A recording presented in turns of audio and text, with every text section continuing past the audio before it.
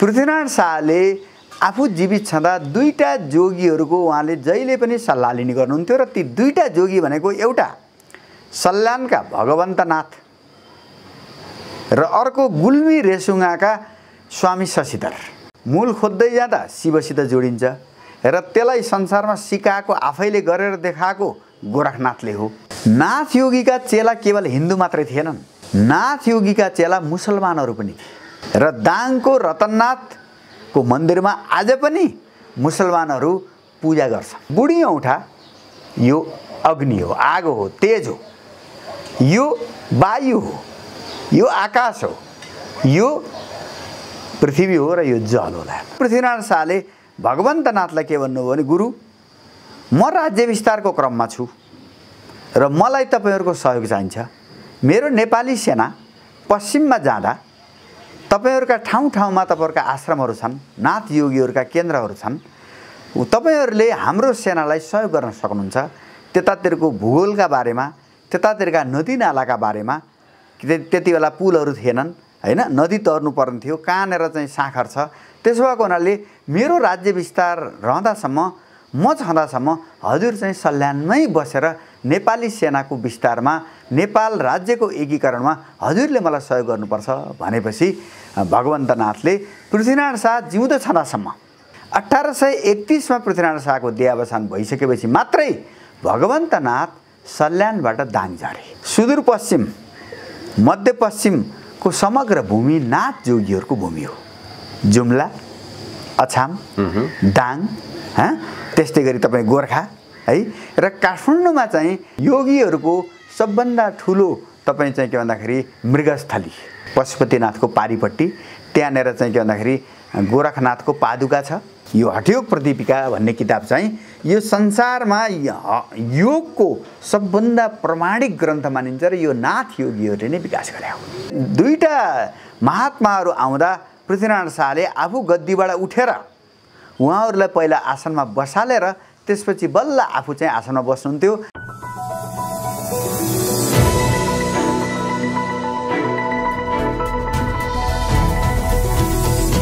हिमाल online TV. आधुनिक नेपालका राष्ट्र निर्माता श्री 5 बडा महाराजाधिराज पृथ्वीनारायण शाहको 300औं जन्म जयन्ती पौष 27 को नजिक छौं हामी। पौष 27 लाई पृथ्वी जयन्तीसँगै राष्ट्रिय एकता दिवसको रूपमा मनाइने गरिन्छ। पृथ्वीनारायण शाहको प्रसंग जोड्ने बित्तिकै पृथ्वीनारायण शाहलाई गोरखनाथ बाबाले आशीर्वाद दिएको प्रसंग पनि आउँछ। वास्तवमा गोरखनाथ बाबा को हुन्? गोरखनाथ बाबा र नेपाल माटो बीचको सम्बन्ध के छ? पृथ्वीनारायण शाहलाई गोरखनाथ बाबाले आशीर्वाद दिएको प्रसंग के हो? पृथ्वीनारायण शाहले किन गरे नेपाल एकीकरण? यी विषयहरूमा आज हामी छलफल गर्दैछौं प्राध्यापक डाक्टर कृष्णचन्द्र शर्मासँग। कृष्ण सर, स्वागत छ यहाँलाई। हजुर नमस्कार। गुरु गोरखनाथलाई नेपालमा महत्त्व दिनुको कारण के हो? यसको सांस्कृतिक र ऐतिहासिक महत्त्व के छ? बहुतै सान्दर्भिक प्रश्न गर्नुभयो। यसलाई हामीले खास गरिकन नेपाल एकीकरणको इतिहासमा हामीलाई लैजानुपर्ने हुन्छ। नेपाल एकीकरणको इतिहासको सुरुवात नै पृथ्वीनारायण शाह 6 वर्षका हुँदा उनले चाहिँ गोरखा जिल्लाको गोरख गुफामा गोरखनाथ योगीलाई 12 वर्षको उमेरका त्यहाँ उनले देखिसकेपछि गोरखनाथले जाऊ मुवासँग गएर दही मागेर लिएर आऊ भनेर चाहिँ पृथ्वीनारायण शाहलाई अराइसकेपछि उनले पृथ्वीनारायण शाहले आएर आफ्नी आमासँग यस्ता यस्ता चाहिँ बाल योगी भेटेँ मैले र उहाँले मलाई यस्तो आदेश दिनुभयो भनेपछि उहाँको मुहाले ओहो ती त महान सिद्ध योगी हुन्, अब उनले भनेको मान्नुपर्छ भनेर मुहाले चाहिँ एउटा कचौरामा दही दिनुभयो र दही लिएर चाहिँ पृथ्वीनारायण शाह गुरु गोरखनाथकोमा जानुभयो। गोरखनाथले चाहिँ दही आफूले मुखमा राखेर त्यो उनलाई हात थाप भनेर चाहिँ पृथ्वीनारायण शाहलाई हात थाप्न लाउनुभयो।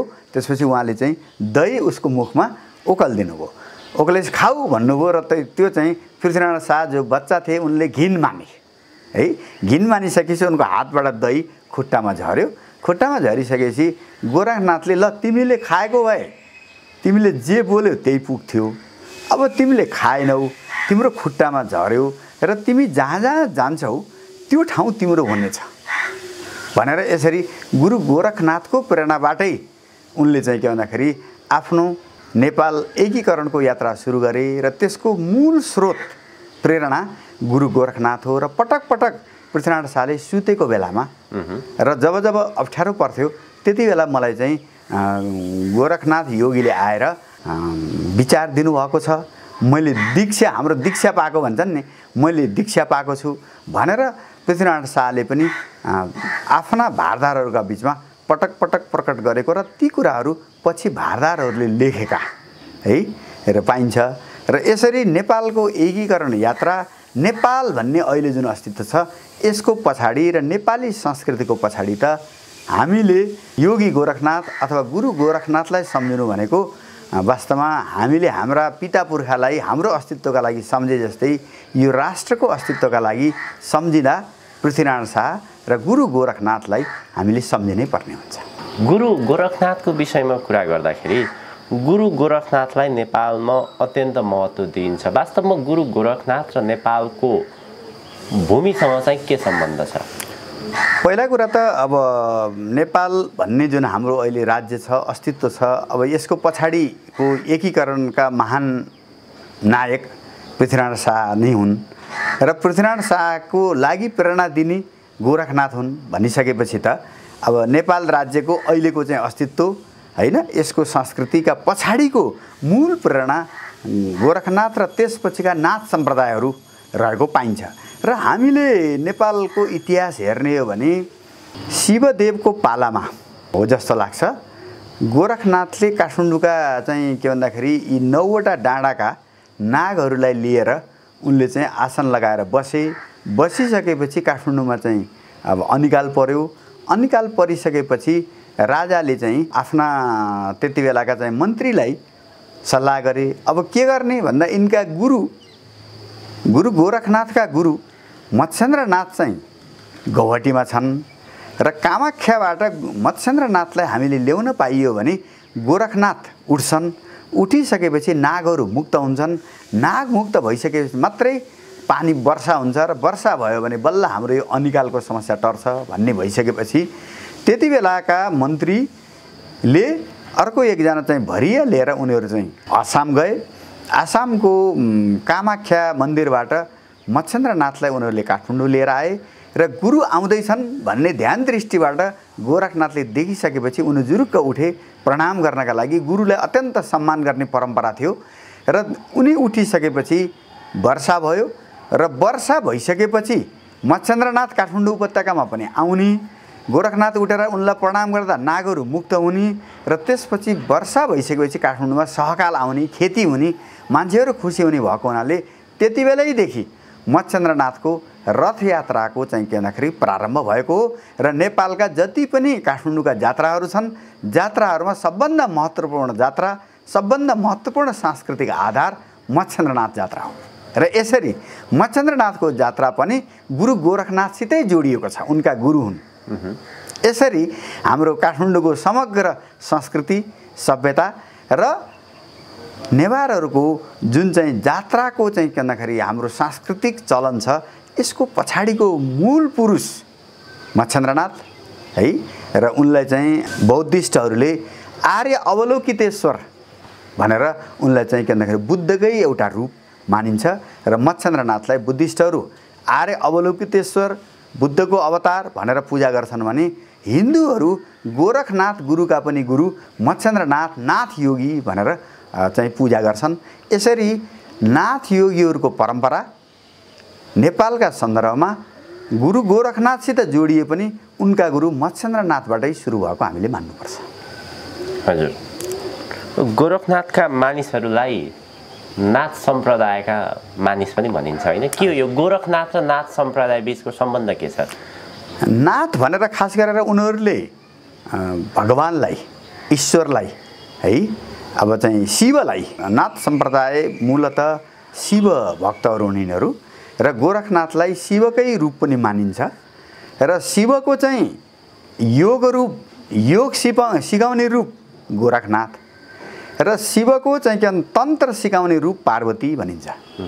त्यसो भएको हुनाले संसारमा जति पनि योगको विकास भएको छ अहिले संसारभरि पश्चिमाले जुन योगा भनेर भन्छन् त्यो योगाको मूल खोज्दै जाँदा शिवसित जोडिन्छ र त्यसलाई संसारमा सिकाएको आफैले गरेर देखाएको गोरखनाथले हो है र केही गोरखनाथका गुरुले हो। त्यसो भएर तपाईँले योगको परम्परा हेर्नुभयो भने योग आसनहरू हेर्नुभयो भने प्राणायामहरू हेर्नुभयो भने ती सबै नाथ योगीहरूले आफूले गरेर अरूलाई सिकाएका हुन्। त्यसो भएर संसारभरि जसरी चाहिँ अहिले योगको प्रचार भएको छ अहिले तपाईँको मान्छेले निरोगी हुनका लागि पश्चिमका मान्छेले अनुसन्धान गरेर योगलाई प्रचार गरेका छन्। यसलाई व्यवहारिक रूपमै परिणाममुखी बनाएको गोरखनाथले हो। हुन त त्यो परम्पराको श्रेय ऋषि पतञ्जलिलाई जान्छ। त्यसो भएर धेरै यसो संसारमा योगका केन्द्रहरू पतञ्जलि केन्द्र भनेर राखिएका छन् किनभने सबभन्दा पहिलो योगलाई तपाईँको सिद्धान्तका रूपमा सबभन्दा पहिलो चाहिँ उनले नै ती सिद्धान्त विकास गरे हुनाले पतञ्जलिलाई जान्छ। तर पतञ्जलिले प्र्याक्टिस गरेर कुन रोगका लागि कुन आसन गर्ने, कुन रोगका लागि कुन प्राणायाम गर्ने, कुन रोगका लागि कहाँनिर फोकस गर्ने भन्ने कुरा पतञ्जलिले गरेको देखिँदैन। त्यो चाहिँ गुरु गोरखनाथ र उनका पछाडिका शिष्यहरूले नाथ सम्प्रदायका शिष्यहरूले गरेका हुन् र नाथ भनेको यहाँनिर मालिक, ईश्वर, प्रभु भन्ने अर्थमा, गुरु भन्ने अर्थमा, किनभने शिवलाई पनि उनीहरूले आदि गुरु मान्छन् त्यसो भएर आदिनाथ भन्छन् है। हाम्रो जुन आदिनाथको मन्दिर हो त्यो वास्तवमा चाहिँ के भन्दा शिव मन्दिरै हो। नाथ परम्परामा आदिनाथ सबभन्दा पहिलो हाम्रो नाथ गुरु भनेको शिव, त्यसपछिका हामी हौँ भन्छन् र नौ नाथमा नाथहरूमा 9वटा गुरु मानिन्छ। त्यसमा गोरखनाथलाई सबभन्दा पछिल्लो गुरु मानिन्छ र त्यसपछि पनि नाथ परम्परा त अहिले पनि छ हैन। भए पनि सिद्ध पुरुषहरू 84 सिद्ध नवनाथको परम्परा छ र यसलाई सिद्ध परम्परा पनि भनिन्छ, नाथ परम्परा पनि भनिन्छ। र यसैसित पशुपतिनाथ है, मुक्तिनाथ, हेर्नुहोस् है, नाथ शब्द जोडिएका जति पनि ठाउँहरू छन् ती सबै हाम्रो चाहिँ संस्कृतिसित त्यो नाथ परम्परासित प्रत्यक्ष अप्रत्यक्ष रूपमा गाँसिएका छन्। नेपाल कस्तो भूमि हो? नेपाल त हेर्नुहोस् अब उत्तरमा शिव बस्ने हिमालमा, शिव पार्वतीको भूमि हिमाल चिसो है। शिवलाई त्यसो भएर किरातेश्वर भनिन्छ नि, शिवलाई त किरातको चाहिँ रूप हो भनेर भनिन्छ। त्यसो भएर चाहिँ किरातको कुल पूजामा पूजा गर्ने त शिव नै हो नि, महादेवै हो नि है। त्यसो भएर महादेवलाई खास गरी कैलाशमा बस्ने र हाम्रो मल्ल राज्यका पालासम्म, मल्ल भनेको चाहिँ पश्चिमका मल्ल है, जुम्लाका मल्लहरू, खसमल्लहरूको पालासम्म चाहिँ के भन्दाखेरि मानसरोवर कैलाश वास्तवमा नेपालीहरूकै उपभोगको ठाउँ थियो र हाम्रै देवभूमि थियो। पछि के भयो भन्दा अब त्यो यातायातको साधन नभएको हाम्रो चाहिँ विस्तार तलतिर अन्न हुने भूमितिर लाग्यौँ, हामी तराईतिर लाग्यौँ, माथि दुर्गम हुँदै गयो र हामीले त्यतातिरको ध्यान घुमाउँदै गयौँ र पछि हाम्रो हातबाट फुत्क्यो है। र यसरी अब खास गरिकन नाथ सम्प्रदायको आधार शिव पार्वतीको भूमि नै हो यो। र समग्र नेपालका पहाडहरूमा तपाईँ हेर्नुभयो भने पाथिभरादेखि पूर्वको हेर्नुहोस् है, अब यता बडीमालिका बाजुरा सबभन्दा नेपालको चाहिँ यतातिरको सबभन्दा अन्तिम जिल्ला बडीमालिका, यतातिरको चाहिँ ताप्लेजुङ, पाथिभरा, यी सबै पहाडमा देवीका मन्दिर छन्। यी सबै देवी भनेको शक्ति रूप, शक्ति भनेको शिव पार्वती है कि।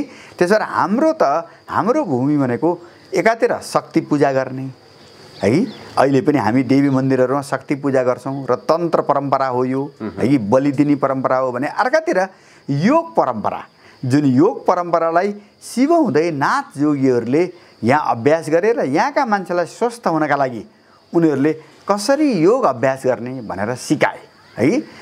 त्यस सन्दर्भमा हामीले इतिहास हेर्दै जाँदा 12वीं शताब्दीमा दाङमा रतननाथ भन्ने जो नाथ योगी भए, तिनको अहिले पनि त्यहाँ चौघेडा भन्ने दाङमा एकदम प्रसिद्ध ठाउँ छ है।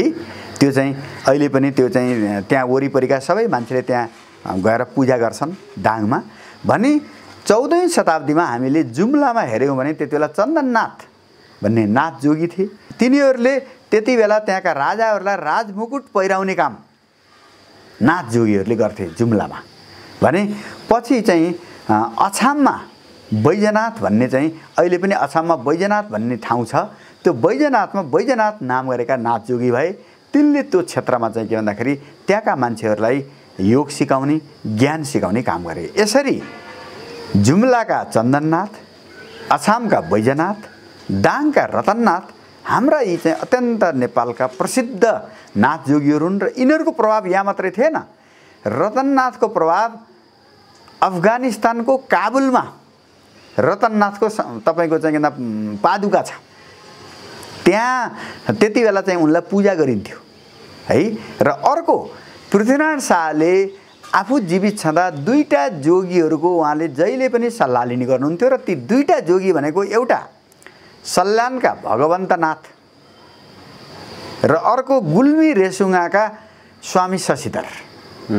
र यी त दुईटा महात्माहरू आउँदा पृथ्वीनारायण शाहले आफू गद्दीबाट उठेर उहाँहरूलाई पहिला आसनमा बसालेर त्यसपछि बल्ल आफू चाहिँ आसनमा बस्नुहुन्थ्यो।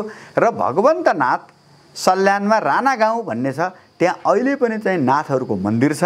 र ती भगवन्तनाथ त्यति बेला सल्यानी राजा श्रीकृष्ण शाह भन्ने सल्यानी राजा थिए।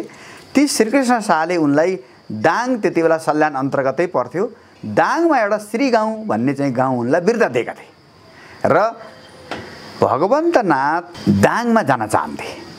दाङमा सजिलो है, फुलबारी बनाउन, खेतीपाती गर्न, चेलाहरूलाई चाहिँ उ गर्नका लागि। तर पृथ्वीनारायण शाहले भगवन्तनाथलाई के भन्नुभयो भने, गुरु म राज्य विस्तारको क्रममा छु र मलाई तपाईँहरूको सहयोग चाहिन्छ। मेरो नेपाली सेना पश्चिममा जाँदा तपाईँहरूका ठाउँ ठाउँमा तपाईँहरूका आश्रमहरू छन्, नाथ योगीहरूका केन्द्रहरू छन्। तपाईँहरूले हाम्रो सेनालाई सहयोग गर्न सक्नुहुन्छ। त्यतातिरको भूगोलका बारेमा, त्यतातिरका नदी नालाका बारेमा, त्यति बेला पुलहरू थिएनन् होइन, नदी तर्नु पर्ने थियो, कहाँनिर चाहिँ साखर छ। त्यसो भएको हुनाले मेरो राज्य विस्तार रहँदासम्म, म छँदासम्म हजुर चाहिँ सल्यानमै बसेर नेपाली सेनाको विस्तारमा, नेपाल राज्यको एकीकरणमा हजुरले मलाई सहयोग गर्नुपर्छ भनेपछि भगवन्तनाथले पृथ्वीनारायण शाह जिउँदो छँदासम्म 1831मा पृथ्वीनारायण शाहको देहावसान भयो नुवाकोटमा है। 1831मा पृथ्वीनारायण शाहको देहावसान भइसकेपछि मात्रै भगवन्तनाथ सल्यानबाट दाङ झरे। र पछि 1840को दशकमा भगवन्तनाथको त्यही चाहिँ दाङमै, त्यही श्री गाउँमा उहाँले चाहिँ देह छोड्नुभयो। र अहिले पनि भगवन्तनाथको समाधि दाङको त्यही श्री गाउँमा छ। र यसरी अब यो पृथ्वीनारायण शाहले त्यति बेला नाथ जोगीहरूलाई लेखेका धेरै चिठीहरू छन्। ती चिठीहरू जनकलाल शर्माको जोस्मनी सन्त परम्परा र नेपाली साहित्य हो, यो पुस्तकको पछाडिपट्टि परिशिष्टमा पृथ्वीनारायण शाहले त्यति बेला लेखेका चिठीहरू छन्। र यसरी हाम्रो त्यति बेलाको इतिहास, पृथ्वीनारायण शाहले राज्य एकीकरण पश्चिमतिर गर्दाखेरिको इतिहास र अब नाथ जोगीहरूको त्यति बेला चाहिँ हाम्रो राज्य विस्तारमा गरेको सक्रिय सहयोग नै हाम्रो चाहिँ के भन्दा राज्य विस्तारमा, हाम्रो नेपालको निर्माणमा अत्यन्त ठुलो भूमिका निर्वाह यसले गर्यो भने अर्कातिर सुदूरपश्चिम, मध्यपश्चिमको समग्र भूमि नाथ जोगीहरूको भूमि हो। जुम्ला, अछाम, दाङ, त्यस्तै गरी तपाईँ गोर्खा है। र काठमाडौँमा चाहिँ योगीहरूको सबभन्दा ठुलो तपाईँ चाहिँ के भन्दाखेरि मृगस्थली, पशुपतिनाथको पारिपट्टि, त्यहाँनिर चाहिँ के भन्दाखेरि गोरखनाथको पादुका छ है। र पछि चाहिँ योगी नरहरिनाथजीको पनि समाधि त्यही नै छ। र त्यो नेपालमा त्यो अत्यन्त पवित्र नाथ चाहिँ के भन्दाखेरि त्यो तपाईँको चाहिँ धार्मिक केन्द्र मानिन्छ त्यसलाई है। यसरी नेपालमा भारतका नाथ जोगीहरूले पनि नेपाललाई नाथको केन्द्र मान्छन्। र उनीहरूले चाहिँ गोर्खाको गोरख गुम्बा, काठमाडौँको तपाईँको चाहिँ के भन्दा मृगस्थली र तपाईँको दाङको चौहेडा, जुम्लाको चाहिँ चन्दननाथ र अछामको चाहिँ बैजनाथ, यति हाम्रा 5-6वटा केन्द्रहरू है भारतमा रहेका नाथ जोगीहरूको पनि अत्यन्त आदरको केन्द्र हो। उनीहरूले यसलाई तीर्थ मान्छन् र उनीहरूले यहाँ एकपटक आएर यी नाथ केन्द्रहरूमा पशुपतिनाथ त हुँदै भए, किन भन्दाखेरि आदि गुरु मानिन्छ पशुपतिनाथलाई, शिवरूप पशुपतिनाथलाई। र यसरी नाथ केन्द्रहरू केवल नेपालको होइन समग्र हिन्दूहरूका आदरणीय केन्द्र हुन् र संसारभरिको योग विद्या, संसारलाई निरोगी बनाउने, संसारलाई चाहिँ स्वस्थ बनाउने जुन योग विद्या छ, यो योग विद्याका पनि यी नाथ गुरुहरू नै, सिद्ध पुरुषहरू नै यसका प्रेरणा स्रोत हुन्। उनीहरूले गोरखनाथका धेरै किताबहरू छन् है। गोरखनाथले योगकै बारेमा लेखेका धेरै किताबहरू छन् र तिनी मार्फत संसारमा कुन आसन गरेर के रोग निको हुन्छ। जस्तै अहिले स्वामी रामदेवले अब तपाईँको चाहिँ भस्त्रिकाको कुरा गर्नुहुन्छ, कपालभातीको कुरा गर्नुहुन्छ, अनुलोम विलोमको कुरा गर्नुहुन्छ। ती सबै कुरा तपाईँको चाहिँ अब यो नाथ योगीको गुरु गोरखनाथको गोरक्ष शतक भन्ने किताब छ सबभन्दा पहिला, त्यसमा हामीले पाउँछौँ चर्चा। त्यसपछि गोरक्ष संहिता भन्ने उहाँको किताब छ, त्यसमा पाउँछौँ। र सिद्ध सिद्धान्त पद्धति भन्ने किताबमा चाहिँ गोरखनाथको समग्र दर्शन, हजुर, गोरखनाथले यो सारा संसारलाई कसरी हेर्नुहुन्छ, सारा सृष्टिलाई कसरी हेर्नुहुन्छ, मानव जीवनलाई कसरी हेर्नुहुन्छ भन्ने कुरा जान्नु पर्यो भने सिद्ध सिद्धान्त पद्धति भन्ने उहाँको ग्रन्थ हेर्नु पर्यो, त्यो दर्शन पुरा भयो। केवल योगका बारेमा जान्नु पर्यो भने सिद्ध सिद्धान्त पद्धति र तपाईँको चाहिँ के भन्दाखेरि अब उहाँका अरू केही किताबहरू छन्, त्यो हेर्नु पर्यो। र नाथ सम्प्रदायमा योगलाई सबभन्दा बढी व्यवस्थित ढङ्गले विकास गरेको 15वीं शताब्दीका स्वात्माराम भन्ने नाथ योगीले हो। र उहाँको किताब चाहिँ हठयोग प्रतिपिका भन्ने किताब चाहिँ यो नै हो। यो हठयोग प्रतिपिका भन्ने किताब चाहिँ यो संसारमा योगको सबभन्दा प्रमाणिक ग्रन्थ मानिन्छ र यो नाथ योगीहरूले नै विकास गरे हो। हजुर, र उहाँहरूको पनि स्रोत चाहिँ पतञ्जलीको योग सूत्र भन्ने ग्रन्थ हो। किन भन्दा सबभन्दा पहिला चाहिँ पतञ्जलीको योग सूत्र अब 2500 वर्ष अघि आएको हो। त्यो चाहिँ है नाथ योगीहरूको कुरा अब 8औं 9औं शताब्दीबाट मानिन्छ। त्यसो भएर तर योगको सिद्धान्त मात्रै पहिला आयो, योगलाई व्यवहारमा हैन लागू गर्ने, शरीरलाई स्वस्थ बनाउने। र अर्को यहाँलाई मैले एउटा सम्पूर्ण हामीले जान्नुपर्ने कुरा, आयुर्वेदको विकासमा जुन रस सिद्धान्तको कुरा छ, आयुर्वेद विकासमा जुन विभिन्न तपाईँको चाहिँ लौह भस्म स्वर्ण भस्मको कुरा छ, धातुहरू पगालेर चाहिँ के भन्दाखेरि मान्छेलाई विभिन्न रोगमा प्रयोग गर्ने कुरा छ, त्यो गोरखनाथले नै सुरु गराएको रस सिद्धान्त सुरु गराएको संसारमा। यसरी आयुर्वेदभित्रको एउटा विशिष्ट सिद्धान्त सुरु गराएको पनि गोरखनाथले हो। त्यसरी गोरखनाथ केवल तपाईँको चाहिँ के भन्दाखेरि योगासन र प्राणायाम मात्रै होइन, उहाँ धेरै ठुलो सिद्ध तपाईँको चाहिँ आयुर्वेदको विशेषज्ञ हुनुहुन्थ्यो, जडीबुटी विशेषज्ञ हुनुहुन्थ्यो, स्वास्थ्य विशेषज्ञ हुनुहुन्थ्यो। त्यसो भएको हुनाले नेपालको संसारको स्वास्थ्यका लागि योग र प्राणायाम त छँदैछ, त्यसका साथ आयुर्वेदको विकासमा समेत, जडीबुटीको मानव स्वास्थ्यका लागि विकासमा समेत नाथ सम्प्रदायको धेरै ठुलो भूमिका छ। र गोरखनाथले दिएको भूमिकालाई त्यसपछिका नाथ योगीहरूले रतननाथ, चन्दननाथ, तपाईँको बैजनाथ हुँदै तपाईँको चाहिँ योगी नरहरिनाथसम्म, योगी नरहरिनाथलाई हामीले साह्रै सम्झिनुपर्छ। किनभने उहाँले नेपालका सबै त्यति बेला गाउँ पञ्चायत भनौँ पुरानोमा, अब अहिले गाविस नगरपालिका भए है कि, ती सबै तपाईँको चाहिँ त्यति बेला 4000 भन्दा केही बढी गाउँ पञ्चायतहरू थिए। ती सबै गाउँ पञ्चायतमा उहाँ पुगेर नेपालको इतिहास, नेपालको संस्कृति के हो भनेर ती शिलालेखहरू, ताम्रपत्रहरू, ती सबै उहाँले जोडेर चाहिँ हिमवत खण्ड भन्ने तपाईँको चाहिँ अब त्यो ग्रन्थ विकास गर्नुभयो। र त्यस्तै इतिहास प्रकाशमा हाम्रो नेपालको राजनीतिक इतिहास मात्रै होइन, हाम्रो सांस्कृतिक इतिहास, आज हामी जे कुरा गरिरहेका छौँ यो सांस्कृतिक इतिहास हो है, यो सांस्कृतिक इतिहास हो। र अर्को एउटा बहुत महत्त्वपूर्ण कुरा हजुरलाई म भन्छु, नाथ योगीका चेला केवल हिन्दू मात्रै थिएनन्, नाथ योगीका चेला मुसलमानहरू पनि थिए। र दाङको रतननाथको मन्दिरमा आज पनि मुसलमानहरू पूजा गर्छन् र उनीहरूले नाथ योगीका समाधि स्थललाई मुस्लिमको भाषामा पीर भन्छन्। पीर भनेको समाधि। र उनीहरूले आफ्ना मुसलमानका साधुहरूको जुन समाधि हुन्छ त्यहाँ पूजा गर्छन्, पीर भनेर हो। नाथ योगीहरूका समाधिलाई उनीहरूले पीर भनेर पूजा गर्छन्। यसरी गोरखनाथका नाथ सम्प्रदायका धेरै जोगीहरूमध्ये मुसलमान जोगीहरू पनि थिए। त्यसबाट यसको प्रभाव पाकिस्तान, अफगानिस्तानमा पनि थियो। है। र यसरी नाथ योगीहरूको तपाईँको आश्रमभित्र छुवाछुत जातपात तपाईँको उच निच थिएन। जस्तै तपाईँको योग प्राणायाममा कुनै जातपात हुँदैन नि। यो त तपाईँले स्वस्थ रहनका लागि सिक्ने पद्धति हो, विज्ञान हो। जसरी योग एउटा विज्ञान हो, नाथ सम्प्रदायले गरेको विचार चिन्तन पनि अत्यन्त मानव समुदायका लागि खुल्ला यो चाहिँ के भन्दाखेरि परम्परा हो। र यसलाई अहिलेका हामी हिन्दू समाज जसरी विभाजित छ त्यसले चाहिँ वास्तवमा सिक्नुपर्छ। किन भन्दा हाम्रो पुरानो परम्परा, हाम्रो पुरानो संस्कृति यो विभेद छुवाछुत हैन को होइन। यो चाहिँ के भन्दाखेरि मान्छेले ज्ञान कुनै जातको कुरा होइन, ज्ञान क्षमताको कुरा हो। जसले सक्छ उसले त्यो क्षमता ग्रहण गर्ने हो, नसक्नेले जान्ने मान्छेका लागि प्रोत्साहित गर्ने हो भन्ने परम्पराको एउटा चाहिँ उदाहरण तपाईँको चाहिँ नाथ परम्परा हो। गुरु गोरखनाथको दर्शन के हो?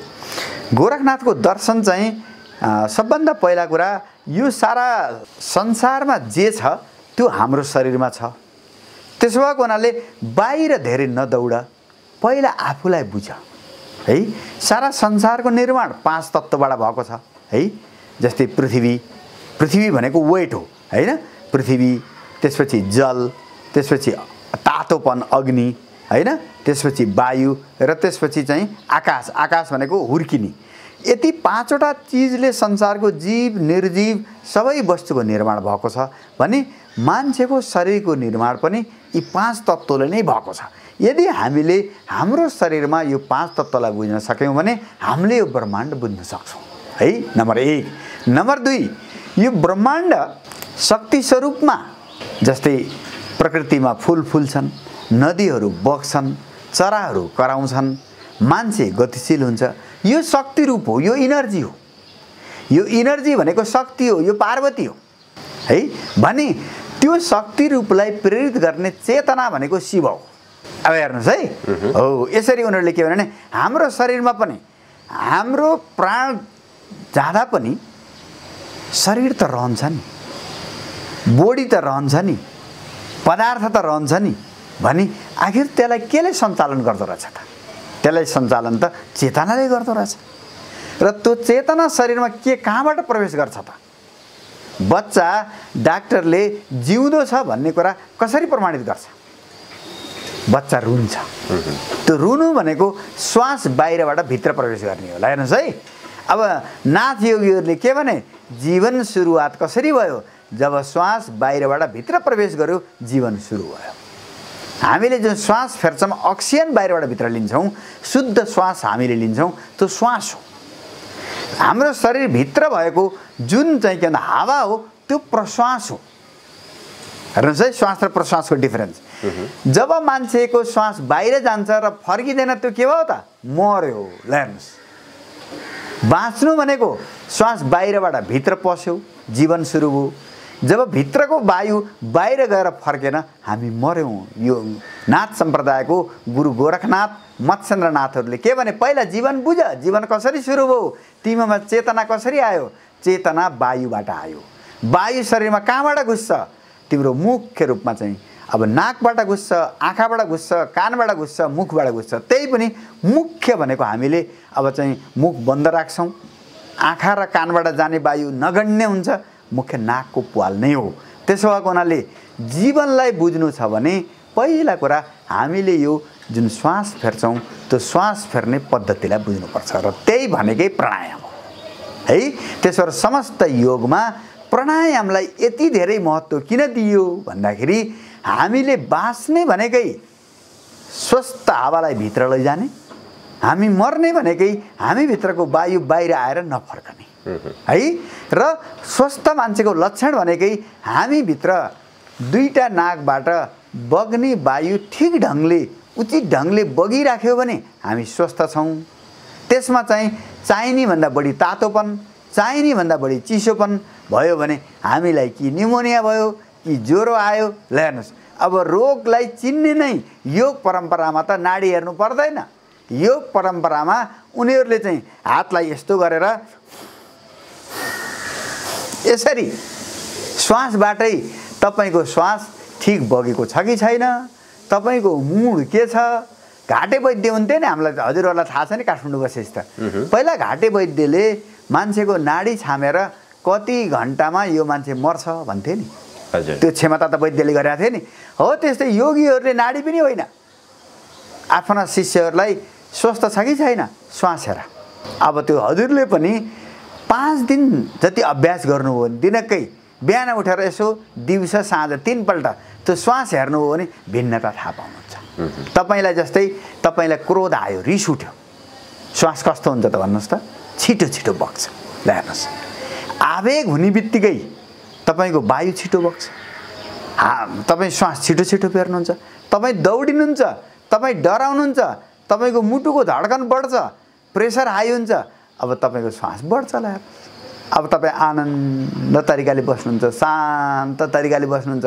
मरिलानु केही छैन यो जिन्दगी यस्तै हो मेरा पिता पुर्खाले के लगेर है मरेर गएका मान्छेले के लगेर मैले पो के लान्छु र भनेर तपाईँ बस्नुहोस् त तपाईँको श्वास स्वतः शान्त शीतल हुन्छ ल हेर्नुहोस् भने अब योगीहरूले भने तिम्रो हेर है मानसिकताले वायुलाई प्रभावित गर्छ अब भनेपछि त मनले वायुलाई प्रभावित गर्ने भयो नि मन चल्ने पनि वायुबाट हो तपाईँ खुसी हुने कुरा दुखी हुने कुरा तपाईँको मुडको कुरा सबै वायुसित सम्बन्धित छ है तपाईँको मुभमेन्ट है त्यसो भएर हाम्रो शरीर हिँड्ने दौडिने नाच्ने हाँस्ने क्रियाकलाप हुन्छ नाथ योगीहरूले के भने हाम्रा शरीरभित्र 5 खालका वायु छन् ती पञ्चवायुले हामीलाई हँसाउँछन् रुलाउँछन् नचाउँछन् रोगी निरोगी बनाउँछन् त्यसो भएर अब नाथ सम्प्रदायको दर्शनले के भने यो सारा संसार बुझ्नका लागि आफूलाई बुझ आफूलाई बुझ्नका लागि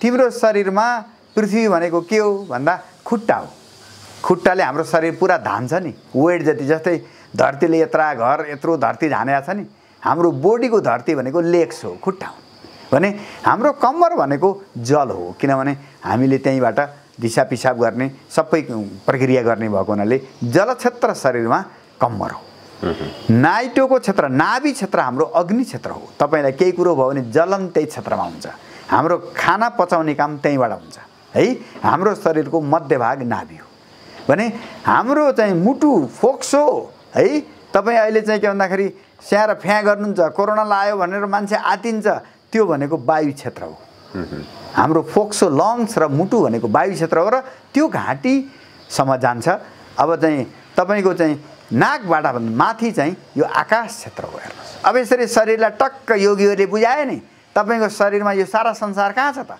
टाउको भनेको आकाश अब मुटु र लङ्स भनेको चाहिँ वायु क्षेत्र त्यो चाहिँ के भन्दाखेरि नाभि क्षेत्र भनेको अग्नि क्षेत्र कम्मर भनेको चाहिँ तपाईँको चाहिँ के भन्दाखेरि जल क्षेत्र र तलको भनेको पृथ्वी क्षेत्र यसरी हाम्रो शरीरमा पञ्च क्षेत्र त्यहाँ छ र हाम्रो यो प्रत्येक हातको 5वटा औँलामा त्यसको प्रतिनिधित्व छ है जस्तै यो बुढी औँठा यो अग्नि हो आगो हो तेज हो यो वायु हो यो आकाश हो यो पृथ्वी हो र यो जल होला हो त्यसो भएको हुनाले हात र खुट्टाको यो क्षेत्र एकदमै सफा हुनुपर्छ किनभने पञ्चतत्त्व हातमा र खुट्टामा छ तपाईको हातको चाहिँ के भन्दाखेरि खुट्टाको सफा राख्नुभयो भने तपाईको पञ्चतत्त्वले ठिक ढङ्गले काम गर्छ गोरखनाथले दर्शनलाई अत्यन्त सजिलो तरिकाले बताउनुभयो पञ्चतत्त्व संसार निर्माण हुने सबै तत्त्व तिमी भित्र छन् र अर्को यो पञ्चतत्त्वलाई केले चलाउँछ त वायुले चलाउँछ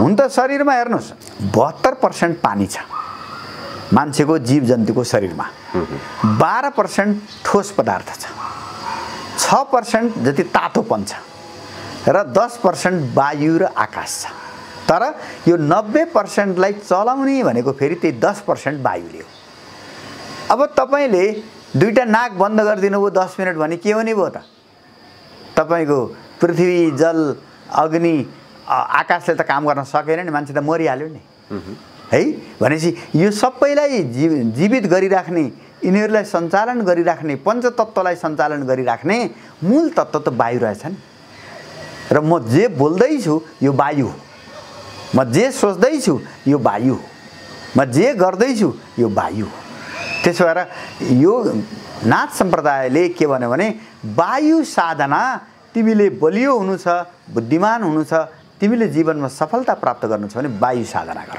चिन कहाँ कुन वायु छ है। उनले भने 5 वटा वायु छन् हाम्रो शरीरमा है। सबभन्दा तल कमरको क्षेत्रमा र कमरको क्षेत्रमा बस्ने वायुलाई अपान वायु भनिन्छ है। त्यो चाहिँ कमरको क्षेत्रमा बस्छ। नाइटोको क्षेत्रमा समान वायु भन्ने बस्छ, त्यो चाहिँ अग्निसित सम्बन्धित छ, तातोपनसित डाइजेसनसित सम्बन्धित छ। अपान वायु चाहिँ तपाईँको चाहिँ दिशा पिसाबसित कमरसित सम्बन्धित छ। कमर दुख्ने रोग, दिशा पिसाब सम्बन्धी प्रब्लम, कब्जियतको समस्या तपाईँको अपान वायुसित सम्बन्धित। अब तपाईँको चाहिँ डाइजेस्टिभ सिस्टमको प्रब्लम होइन, तपाईँको चाहिँ पेट दुख्ने समस्या, आन्द्राका समस्या, यो सबै चाहिँ समान वायुसित जोडिन्छ भने तपाईँलाई चाहिँ दमको समस्या, न्युमोनियाको समस्या होइन, जस्तै अहिले रहेका महामारीका समस्या, यो तपाईँको चाहिँ प्राणवायु फोक्सो मुटुसित गाँसिएको छ है। भने अब टिबी भयो भने पनि प्राणवायुसित सम्बन्धित हुने भयो भने अब तपाईँको माथि घाँटीभन्दा माथि टाउको, यसमा चाहिँ उदान वायु हुन्छ र यसले चाहिँ तपाईँको टाउको दुख्ने समस्या छ भने, तपाईँलाई टेन्सन हुन्छ भने त्यो उदान वायुको क्षेत्र हो र उदान वायुमै हात र खुट्टा पनि पर्छन्। हेर्नुहोस्, हात जमाउने खुट्टा जमाउने छ भने उदान वायु हुन्छ। हाम्रो शरीरभित्र पुरा नसामा बिहान वायु हुन्छ र त्यो मरिसकेपछि नि केही समय रहन्छ है। र यसरी नाथ सम्प्रदायले हामीलाई बहुत सजिलो तरिकाले, हेर्नुहोस् है, सारा संसारको दर्शन पनि यही शरीरमा छ र मेरो शक्ति सञ्चालन पनि वायुले गर्छ र मैले अब यदि सिद्ध पुरुष हुनु छ भने, योगी हुनु छ भने, बुद्धिमान हुनु छ भने र मभित्रका रोग छन् भने कुन वायुको क्षेत्रमा पर्छ त्यही वायुको साधना गर्नु पर्यो। र उहाँहरूले वायु साधनाका लागि आसनहरू भन्नुभएको छ। निश्चित आसन छन्, यत्तिकै हुँदैन, कुर्सीमा बसेर हुँदैन, त्यसलाई चाकलमाडे बस्नुपर्छ। हामी जसलाई चाहिँ सजिलरी बस्छौँ नि, क्रस लेग, अङ्ग्रेजीमा क्रस लेग भन्छ, एउटा खुट्टासित अर्को खुट्टा गरेर हामी सजिलरी बस्नु पर्यो। पहिला कुरा बसिसकेपछि जहिले पनि प्राणायाम गर्दा यो ध्यान मुद्रा, यसलाई ध्यान मुद्रा भन्छ है, यो 3टा औँला टक्क यसरी राख्ने, यसलाई यसरी राख्ने, यो जहिले पनि यी 2टा चाहिँ यो चाहिँ तपाईँको घुँडामाथि राख्ने यसरी है, यो चाहिँ जहिले पनि चाहियो। त्यसपछि आँखा बन्द गर्ने, श्वास भित्र तान्ने। हेर्नुहोस्, जुन वायु साधना गर्दा पनि यति जरुरी छ र योग गर्ने मान्छेले जहिले पनि बस्दा, चाहे तपाईँ हिँड्दा होस्, बस्दा होस्, खाँदा होस्, तपाईँको स्पिनल कोड, रिडको हड्डी सिधा हुनुपर्छ। तपाईँ टाउको ठाडो गरेर बस्नुपर्छ। योगले माग्ने एउटा, ठाडो गरी बस्नुहोस्, अर्को चाहिँ आँखा बन्द गरेर मात्रै प्राणायाम गर्नुहोस्, ध्यान मुद्राको साधना प्रयोग गर्नुहोस्, राम्ररी सजिलरी बस्नुहोस् र खाली पेटमा साधना गर्नुहोस् है। र अरू बेला नि सकिन्छ, त्यसलाई तोकेको छ, केही सजिलरी गर्न सकिने, अरू बेला नि गर्न सकिने छन्। जस्तै अब यो अनुलोम विलोम भनेर रामदेवजीले जो सिकाउनुहुन्छ, एउटा नाकले श्वास तान्ने, अर्कोले फाल्ने, यो जति बेला नि गर्न सकिन्छ। त्यस्तै वज्रासन, 2टा खुट्टा पछाडि गरेर जुन बस्ने हुन्छ, त्यो वज्रासन जति बेला नि गर्न सकिन्छ है। यसरी नाथ सम्प्रदायले त सारा संसारका लागि, हेर्नुहोस्, नेपालका लागि मात्रै होइन, सारा संसारका लागि स्वस्थ हुनका लागि आधा घण्टा मात्रै नाथ योगीहरूले भनेको आसन र प्राणायाम वायु साधना गरिन्छ भने कुनै मान्छे कहिले पनि बिरामी हुँदैन है। र उनीहरूले चाहिँ यसका लागि फेरि के गरेका छन् भने यो जम्मैले गर्न मिल्छ। यो तपाईँको चाहिँ मार्शल आर्ट होइन, अब यो चाहिँ बक्सिङ होइन, यो कुस्ती होइन, यो चाहिँ एकदम सजिलरी तपाईँको शरीरको जुन ऊर्जाको तह छ त्यो हिसाबले है। अब बच्चाले त पर्दैन, किनभने बच्चा आफै उफ्रिराख्छ है। युवा, बुढो, बिरामी, कमजोर सबै मान्छेले, तपाईँको चाहिँ अस्पतालमा बसेका मान्छेले पनि तपाईँको चाहिँ योग गर्न मिल्छ। किनभने योग भनेको शरीर नथकाइकन तपाईँले श्वास फेर्ने र त्यो मनले त्यो श्वास कहाँ जाँदैछ त्यसलाई हेर्ने भएको हुनाले 3टा कुरा सँगै हुनु पर्यो है। तपाईँको फिजिकल मुभमेन्ट, तपाईँको ब्रिदिङ र तपाईँको माइन्ड। हेर्नुहोस्, तपाईँको मन है, तपाईँको श्वास प्रश्वास र तपाईँको चाहिँ हात खुट्टाको अथवा टाउको अथवा शरीरको मुभमेन्ट, यो 3वटा सँगै हुनुपर्छ र नथाकिकन गर्ने हो, नआत्तिकन गर्ने हो र तपाईँको शरीरले मलाई पुग्यो भन्दाखेरि रोक्ने हो त्यसो भएको हुनाले योग जसले पनि गर्न सक्छ, जहिले पनि गर्न सक्छ। योगका लागि बलियो हुनु पर्दैन, योगले बलियो बनाउने हो। योगले बलियो भन्दा पनि तपाईलाई समग्र स्वस्थ बनाउने हो। र नाथ योगीहरूले जबसम्म तपाईँ खुसी हुनुहुन्न, तपाईको मन प्रसन्न हुन्न, तपाईलाई स्वस्थ मानिँदैन। तपाईको शरीरको मसल बलियो भएर योगले त्यसलाई हेल्दी मान्छे मान्दैन। योगले हेल्दी मान्छे मान्ने भनेको तपाईको चाहिँ यु आर भेरी ह्याप्पी। तपाईँ एक्लै हुँदा नि प्रसन्न हुन सक्नुहुन्छ। तपाईको मन भाग्दैन, तपाईको मन आँखा चिम्म गर्दा मेरो श्वास कहाँ जाँदैछ, कता आउँदैछ भनेर हेर्न सक्यो भने बल्ल तपाईँ योगी हुनुभयो। बल्ल तपाईँ नाथ सम्प्रदायको, नाथ परम्पराको, नाथ योगीहरूले नेपालीलाई सिकाउन खोजेको, सारा विश्वलाई सिकाउन खोजेको, विश्वलाई स्वस्थ बनाउन खोजेको, विश्वलाई बुद्धिमान बनाउन खोजेको कुरामा हामी आयौँ। यो प्रारम्भ बिन्दु हो है। यहाँबाट जीवन सुरु हुन्छ। हजुर हजुर। गुरु गोरखनाथको विषयलाई लिएर नेपाली समाज विभाजित छ। विशेष गरी गुरु गोरखनाथ भनेको राजासँग लगेर जोडिन्छ अथवा एउटा सम्प्रदायसँग लगेर जोडिन्छ। जसरी अहिले यो विभाजित छ, यी प्रश्नको उत्तरहरू चाहिँ कसरी दिन सकिएला? यसो हुन्छ, त्यो के हुन्छ भन्नुहुन्छ भने अब एउटा ठुलो परिवार भयो भने परिवारकै दाजुभाइका बिचमा पनि मतभेद मतमतान्तर रहन्छ, हैन र? अब कुनै पनि सम्प्रदाय 1000-1200 वर्षसम्म विकसित हुँदै जाँदा अब कसैले त्यसैलाई जीवन पद्धति बनाएर हिँडे, अब ती अनुयायी भए, हैन? अब त्यति बेला राजाहरूले यसको महत्त्व बुझे र जसको महत्त्व बुझेका कारण यो नेपाल राज्यको निर्माण भयो। बेलायती साम्राज्यले त्यत्रो सारा संसारमा आधिपत्य गर्दा पनि नेपाललाई उनीहरूले सम्मान गरे है। नेपालको चाहिँ के भन्दाखेरि आफ्नो हाम्रो जुन अस्मिता हो त्यो अस्मितालाई सम्मान गरे। त्यस कारणले अब म के लाग्छ भन्दाखेरि यो त हामी हाम्रो लाइफ चलाउनलाई हामी जसरी व्यस्त छौँ त्यसले गर्दा गुरु गोरखनाथको दर्शन हामीले पढ्न नभ्याएको, उहाँको योग चिन्तनलाई पढ्न नभ्याएका कारणबाट हामीले नबुझेर यो विभाजन आएको। गुरु गोरखनाथ कसैका होइनन्, सबैका हुन्। राजाहरूले बुझे, सम्मान गरे र त्यो त के हो भन्दा योग्य मान्छेलाई सम्मान गरे, त्यो नराम्रो कुरा भएन। तर गोरखनाथ कुनै राजा महाराजाका होइनन्।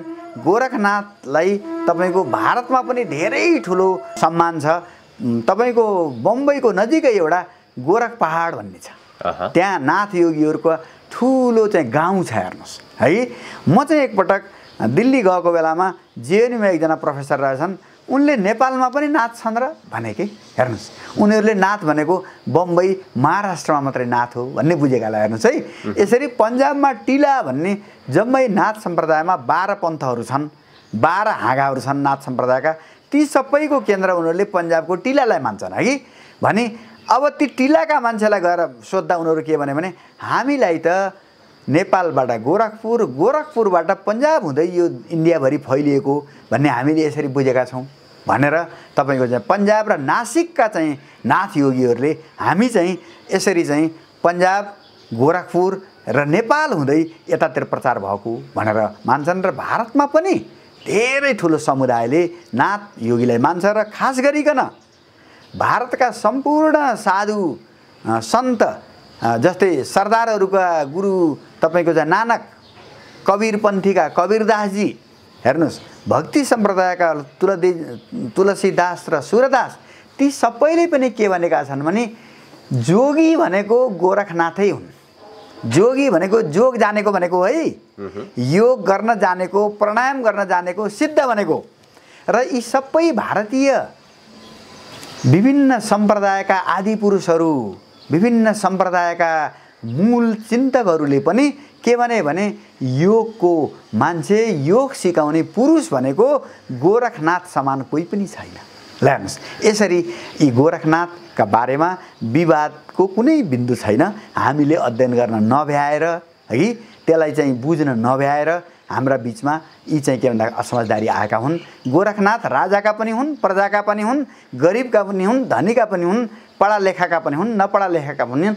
उनले त हामीलाई कसरी स्वस्थ हुने, कसरी हामी खुसी हुने, भन्ने विचार दिएका हुन्। जसले त्यो विचार लिन सक्यो, जसले कुरा सिक्न सक्यो, त्यसका लागि गोरखनाथ महत्त्वपूर्ण छन्। त्यसो भएर यो त म के भन्छु भने गोरखनाथ त समस्त मानवका सम्पत्ति हुन्, मानवका स्रोत पुरुष हुन्। हामी सबैले वास्तवमा गोरखनाथलाई त बिहान बिहान सम्झिनुपर्छ, किनभने यिनले सबै मानव कल्याणका लागि कसरी चाहिँ हिँड्ने, कसरी सोच्ने, कसरी श्वास फेर्ने, कसरी प्राणायाम गर्ने, कसरी रोगबाट बच्ने, के खाने के नखाने, कति खाने, यी सबै कुरा हामी मानवलाई सोचेर, संसारलाई सोचेर उनले हामीलाई यसरी बताए। त्यसो भएको हुनाले यो समाजले बुझेपछि विभाजन हुने बिन्दु म देख्दिनँ। विशेष गरी पूर्वीय दर्शनमा अथवा हिन्दू धर्ममा जुन जातको विभाजन गरिएको छ, धर्मको लडाइँ छ, यसलाई कसरी समाधान गर्न सकिएला भन्ने जो अहिले प्रश्न छ नि। योग दर्शनमा जात उचनिच भन्ने नै छैन, है कि? अब यो खास गरेर कर्मकाण्डबाट आएको हो।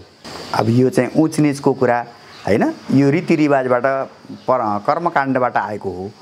योग परम्परामा खास गरी न पतञ्जलिकोमा न नाथ सम्प्रदायले विकास गरेको योग परम्परामा कहीँ पनि वास्तवमा समाजलाई विभाजन गर्ने यो विभाजनको रेखा म योग परम्परामा देख्दिनँ। किनभने योगको ज्ञान त फिजिक्स जस्तै हो, केमिस्ट्री जस्तै हो, म्याथमेटिक्स जस्तै हो। अब त्यो म्याथमेटिक्समा त उच निच जात भन्ने कुरा त भएन नि, हैन? यसरी योग सिद्धान्त, योग दर्शन भनेको साइन्स हो, है? त्यसले हामीलाई स्वस्थ बनाउनका लागि, हामीलाई चाहिँ के भन्दाखेरि अगाडि बढाउनका लागि विचार दिएको छ। त्यसले विचार कसैलाई, कुनै जात विशेषलाई, कुनै चाहिँ के भन्दाखेरि शासकलाई दिएको होइन, है? कसले लिएर त्यसलाई ग्रहण गरेर अगाडि बढायो उसको कुरा भयो, हैन? तर चाहिँ नाथ योगीहरूको चाहिँ त्यो मूल उद्देश्य चाहिँ समाज विभाजन गर्ने होइन। त्यसो भएर म यहाँलाई एउटा उदाहरण भनौँ। योगी नरहरिनाथले चितवनमा एउटा कोटी होम हुँदाखेरि दलितहरू आएर हामीले चाहिँ यहाँ हवन गर्न पाउनुपर्छ भन्दा उहाँले के भन्नुभएको थियो भने शास्त्रले कहीँ पनि रोक्दैन, यो समाजले सिर्जना गरेको हो, है? समाजसित तपाईँहरू मिल्नुहोस्। किनभने यो चाहिँ अब कोटी होमको आयोजना अब यो चितवनको समाजले गरे हो, है? शास्त्रको कुरा मलाई सोध्नुहुन्छ भने शास्त्रले त कहीँ पनि कसैलाई चाहिँ के भन्दाखेरि कुनै कुरामा विभाजन गरेको छैन। तर समाज विकास क्रममा अब यो चाहिँ पुरोहित्याई, कर्मकाण्ड, आजा पूजा, यसरी चाहिँ यो पुरोहितवादले वास्तवमा भन्ने हो भने अब जनजातिहरूले अरूले चाहिँ भन्दाखेरि जुन कुरा आउँछन् त्यो कर्मकाण्ड नै हो। त्यो कर्मकाण्डले चाहिँ यसरी यो चाहिँ विभाजन भयो। र त्यो पनि कसरी भयो भन्नुहुन्छ भने त्यसलाई पछि पछि पेसा बनायो कि।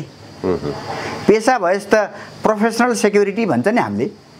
अब जस्तै एउटा तपाईँ कुनै संस्था छ, 5 जनाले जागिर खान पाउने हुन् भने 6ठौँ मान्छे आयो भने त त्यहीँभित्र 5 जनाले विरोध गर्छन् नि। यो आयो भने त हाम्रो जागिर खुसिन्छ भनेर। यसरी यो कर्मकाण्डको सीमा सीमित भयो, क्षेत्र सीमित भयो। त्यसो भएर त्यो पूजापाठ गर्ने गराउनेले वास्तवमा उनीहरूको पनि त्यति बेला आशय विभाजन गर्ने होइन, तर आफ्नो चाहिँ पेसाको इमान्दारिताका लागि मेरो पेसा जोगियोस्, अर्को मान्छे मेरो पेसामा नआओस्, मेरा छोराले नै यो पेसाको सुरक्षा पाउन् भन्ने त्यो सानो साँगुरो दायरा कर्मकाण्डबाट विकास भयो। त्यो दायराले गर्दाखेरि समाज यसरी विकास भएको। अन्यथा योग परम्पराका गुरुहरूलाई यो दोष जाँदैन, योग परम्परालाई यो दोष जाँदैन, नाथ योगीहरूलाई यो दोष जाँदैन। वैदिक परम्परामा वेदकै मन्त्रहरूमा यो जातको विभाजन छैन, पछि आएर विकसित भएको। त्यसबाट यसलाई हामीले कर्मकाण्डी विभाजन, कर्मकाण्डको उपज र पछिको उपज हो, है? त्यसो भएको हुनाले यो हिन्दू समाजको प्राचीन रूपमा हामी जाँदा, वैदिक सभ्यतामा जाँदा, यौगिक सभ्यतामा जाँदा कहीँ पनि मान्छेलाई विभाजन गरेका छैन। यो पछि हामीले कर्मकाण्डले पेसागत सुरक्षाका हिसाबले अब पण्डितका छोराले मेरै छोरो भयो भने जागिर बच्यो भन्ने हिसाब किताबले केही परिवारहरूले जसले पढे उनीहरूले आफ्नो व्यक्तिगत चाहिँ त्यो चाहिँ सानो सोचाइले गर्दा समाजलाई यो घाटा भयो। अत्यन्त महत्त्वपूर्ण कुरा यहाँले आज बताइदिनु भयो। यहाँको महत्त्वपूर्ण विचार र समयको लागि आभारी छु। धेरै धेरै धन्यवाद यहाँलाई। म पनि अब मैले जुन कुरा राख्न पाएँ यहाँलाई, यसको श्रोतालाई सबैलाई म हार्दिक नमस्कार गर्न चाहन्छु। र मूलतः नेपालीहरूले बुद्धिमान हुनका लागि, अब चाहिँ बलवान हुनका लागि नाथ परम्पराको योगलाई नै हामीले अध्ययन र अनुसरण गर्नुपर्छ भन्ने यति भन्दै मेरा विचार अन्त्य गर्न चाहन्छु। नमस्कार।